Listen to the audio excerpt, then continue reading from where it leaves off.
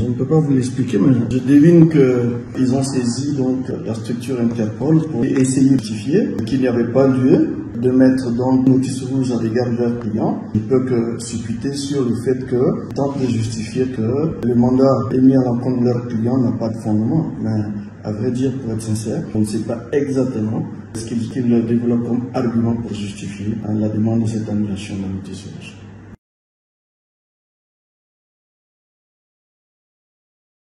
Disons, la démarche de François Compaoré, parce que les avocats n'agissent que sur l'instruction de François Compaoré. Nous restons toujours dans notre logique à nous. Nous, depuis le début de cette affaire, nous avons toujours dit que, de notre avis, vu les responsabilités que M. François Compaoré a occupées dans ce pays, vu les suspicions qui pèsent sur sa tête concernant l'assassinat du journaliste Norbert Zongo, nous aurions espéré depuis le début que, volontairement, librement, comparaisse devant la justice de son pays, répondre des faits qui lui sont reprochés, justifier, défendre, comme tous les Burkinabés le font. Parce que pour nous, c'est un manque de courage, nous l'avons dit, c'est une fuite en avant, c'est un manque de responsabilité vis-à-vis, enfin, de la justice burkinabé, vis-à-vis même de ses concitoyens. Parce que je rappelle que mon frère a été président pendant près de 27 ans, que des gens ont été jugés sous le régime de son frère, auprès duquel il a été conseiller. Et tous les Burkinabés ont répondu devant la justice burkinabé.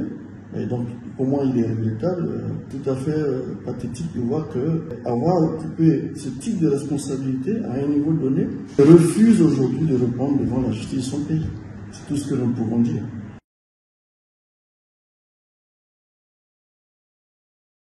Ben disons que c'est le but de sa manœuvre, mais il ne sera jamais exempté de la justice burkinabé. Il privera tout simplement le moment venu de sa version dans le cadre de cette affaire, parce qu'il faut savoir que, en dépit de tous les stratagèmes qu'il essaye de mettre en œuvre pour éviter de reprendre devant la justice, il le reprendra quand même, parce qu'il est permis qu'il soit jugé par contumace, c'est-à-dire par défaut, en son absence. Parce que l'impossible, la justice n'est pas tenue. Si M. Compaoré fuit et refuse de reprendre devant la justice de son pays, ça ne peut pas empêcher que justice soit rendue. Sauf que ce que la famille aurait espéré, et j'imagine que c'est ce que tout le peuple burkinabé aurait espéré, toutes les âmes éprises de justice, notamment dans le cas de cette affaire, c'est d'avoir à entendre au moins sa version, parce que la famille ne cherche pas, c'est pas un acte de vengeance que requiert la famille veut savoir la vérité, veut la justice.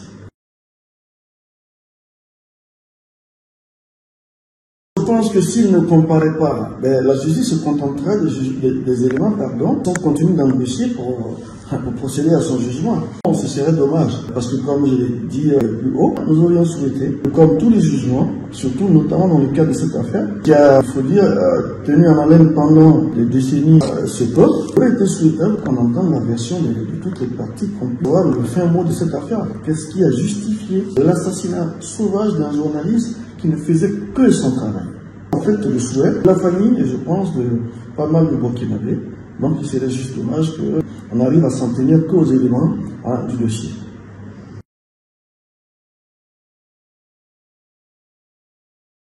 Oui, franchement, comme j'ai dit, elle obtiendra justice. Mais il faut savoir, comme je dis, que l'ordonnancement juridique dans un pays prévoit toutes ces hypothèses. Donc, il est prévu qu'une partie poursuivie puisse essayer de se soustraire à la justice. Ça ne doit pas arrêter le cours de la justice. C'est l'idéal qui commande que les rechercheurs que M.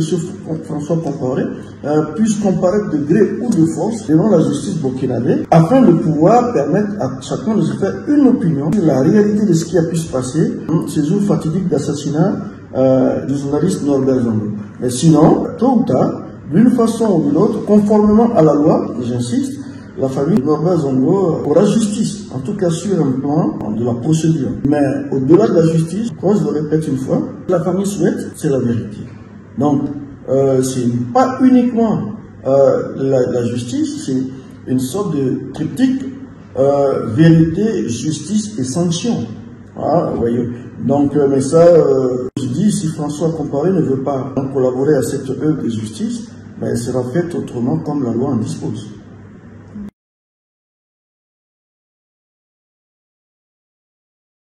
Pour tout vous dire très sincèrement, j'en sais rien. Je le dis en toute sincérité. Les dernières informations qu'on a eues sur la position des autorités burkinabées datent, je pense, d'il y a 1 an ou 2, si je me souviens bien, lors de la décision de la Cour européenne des droits de l'homme, qui est qui avait sous-entendu que les autorités de Burkina n'avaient pas fourni des informations par elles requises, qu'elles avaient demandé des informations complémentaires qu'elles n'avaient jamais reçues.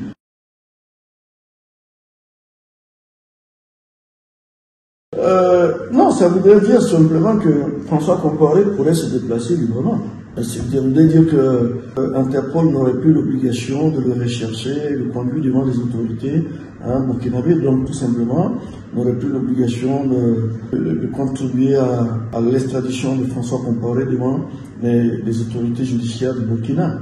Mais la conséquence immédiate, je crois qu'elle se perçoit.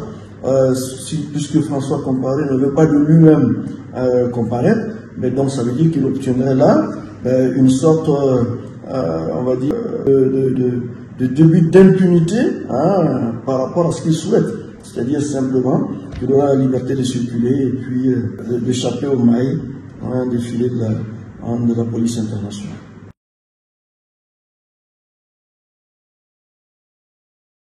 Alors je pense que cette réclamation a déjà été faite. C'est cela qui a conduit aux différentes procédures qui ont abouti à la décision de la Cour européenne des droits de l'homme. Le Burkina peut toujours essayer de faire user de moyens politiques et diplomatiques comme il s'est fait usage dans beaucoup de procédures pour obtenir cette extradition. Mais je pense bien que l'état des relations actuel entre le Burkina et la France, on est en droit de douter qu'il ne puisse pas avoir une très belle coopération entre ces deux États dans l'entraide judiciaire qui pourrait permettre de résoudre l'extradition de François par le faire des autorités françaises. Bon, mais là encore, une fois de plus, ce n'est qu'une perception. Nous espérons que ces questions d'ordre politique et diplomatique n'influeront pas sur la contribution que la France peut avoir, que la France devrait avoir dans l'accomplissement de l'œuvre de justice, dans la lutte contre l'impunité, notamment en ce qui concerne la répression des crimes odieux, comme ceux de se lier à la recherche de la vérité dans l'assassinat d'un journaliste qui n'est qu'un combattant pour la liberté et pour tous, il faut l'ajouter.